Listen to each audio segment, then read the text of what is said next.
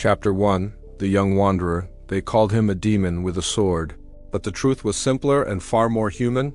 He wasn't born strong, he wasn't born wise. He was just a restless soul who refused to stay ordinary. His name was Miyamoto Musashi. And his classroom was not a school, it was the battlefield. Imagine a world with no grades, no mentors, no structured lessons, only the raw test of life itself, where every mistake could end your story. That was Musashi's education. His journey wasn't about textbooks or titles. It was about survival, self-awareness, and the relentless pursuit of mastery. And if you stay with me until the end, you'll understand something powerful, how to build mastery in your own life without waiting for permission, praise, or a perfect plan, because Musashi's story is not just about an ancient samurai. It's about you, about how to grow stronger, calmer, and freer in a world that constantly tells you to fit in. Before we begin, let me ask you something. Do you believe discipline is something you're born with, or something you build? Hold that thought, because Musashi's life may change your answer forever. Long before Japan had neon cities and bullet trains, a young man with tangled hair and a wooden sword walked through misty valleys. His sandals worn thin, his eyes filled with quiet determination. He left his village not for glory, but for clarity. He carried no map, no coin, no master. Only questions: how does one become unbreakable? How does one master life itself? One morning, Musashi arrived at a mountain temple. The air smelled of pine and incense. An old monk was sweeping the steps. Without looking up, the monk said softly, "You look lost, traveler." Musashi bowed, his voice steady. "I'm looking for a teacher." The monk smiled, a small, knowing smile that carried centuries of truth. "Then your first lesson is this," he said. "A true teacher will not walk in front of you. He will walk within you." Musashi didn't understand those words that day, but they would echo in every duel, every scar, and every moment of silence that followed. Chapter 2. The Way of Nitrogen Monoxide Teacher. For years, Musashi wandered from province to province, sleeping under bridges and trees, carrying nothing but his sword and his resolve. He fought over 60 duels, not for fame or money, but to test his understanding of life and death. Every battle was a mirror, showing him where his mind was weak, where fear still lived inside him. Each scar on his body became a note in the symphony of his growth. Once, a young samurai challenged him and sneered, "You travel without a master, without a school, you'll die learning nothing." Musashi looked at the boy calmly and replied, "The man who repeats his master's moves dies when his master dies. I am learning the art of living." When their blades met, the duel ended quickly, the boy's sword fell, and Musashi bowed, not in arrogance, but in respect, because to him, every opponent was a teacher, and every defeat, real or imagined, was a lesson written in blood. Years passed, and Musashi's name became legend, yet within him, a quiet emptiness began to grow. He realized he was winning battles but losing peace. His hands could cut through armor, but his heart still wrestled with unrest. One autumn afternoon, he laid his sword beside a stream and watched a leaf drift slowly across the surface. "All my life," he whispered, "I've trained to master the sword, but I never learned to master myself." From that moment, his practice changed. He began painting, sculpting, writing poetry. People mocked him, saying, "The greatest swordsman has become a poet. What a waste of talent."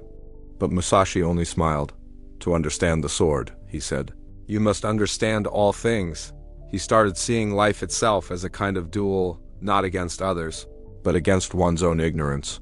He called this new journey the way of no teacher, a path where you learn not from authority, but from experience, from silence, from failure, from the flow of water and the weight of your own breath. One dawn, after years of solitude, Musashi carved these words into wood. 1,000 days of training for discipline. 10,000 days for mastery. He had come to understand that mastery was not a destination but a conversation between who you are and who you could become. He warned against rigid traditions that made the mind stiff, teaching that we must adapt like water, flexible yet unstoppable. Later, he wrote the Book of Five Rings, not as a guide for warriors, but as a guide for anyone who wished to live with purpose and precision. Now pause for a moment and imagine Musashi born in our time, a man of ancient focus dropped into the chaos of modern life. What would he see in us? Would he watch us scroll endlessly through our screens and say, "You are dueling with ghosts"? Would he trade his sword for a pen, a brush, a guitar, or a laptop? Perhaps because his true weapon was never the blade, it was the mind that held it. A mind that refused distraction, defeat, and despair. So let me ask you this, if you were Musashi today, what would your sword be? Your art? Your business? Your health? What would you train for if you stopped chasing results and started mastering your mind instead? If stories like this awaken something inside you, stay with us. We tell these tales not to entertain, but to awaken the warrior within the listener, the one who's been waiting for silence, for clarity, for purpose. Chapter 3, The Master and the Mirror. In his final years, Musashi retreated into a small cave called Rigando, far from the noise of the world. There, surrounded by stone and stillness, he spent his days meditating, writing, and reflecting. The sword rested beside him, now more symbol than weapon. One night, by the flicker of a candle, he wrote, "The ultimate aim of martial arts is not victory or defeat, but the perfection of one's character." When he finally put down his brush, Musashi had nothing left to prove. He had fought countless battles, against men, against fear, against himself, and emerged with something no one could take: peace. He had walked the way of no teacher and discovered that the truest teacher had always been within him. No diploma, no applause, just a soul sharpened by life itself.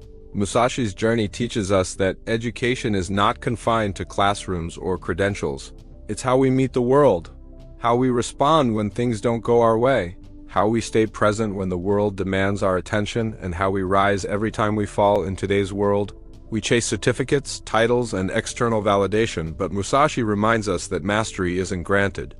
It's earned through silence, struggle, and the discipline of daily effort. In modern terms, that means showing up for your dream when no one is watching, choosing focus over distraction, and trusting practice more than praise. Because the path of mastery is rarely glamorous, it's slow, lonely, and demanding. But those who stay on it, who keep walking the way of no teacher, become unstoppable. So here's your takeaway: true mastery comes from daily discipline, not external validation. The best teacher you'll ever find is life itself, if you're willing to listen. Be like Musashi, adaptable, devoted, and unafraid to walk your own path if this story touched you. Share it with someone who's fighting their own silent battle. Because maybe, just maybe, it will help them remember that their journey, no matter how uncertain, is also a path toward mastery. The way of no teacher continues in every one of us who dares to learn, not by imitation but by experience.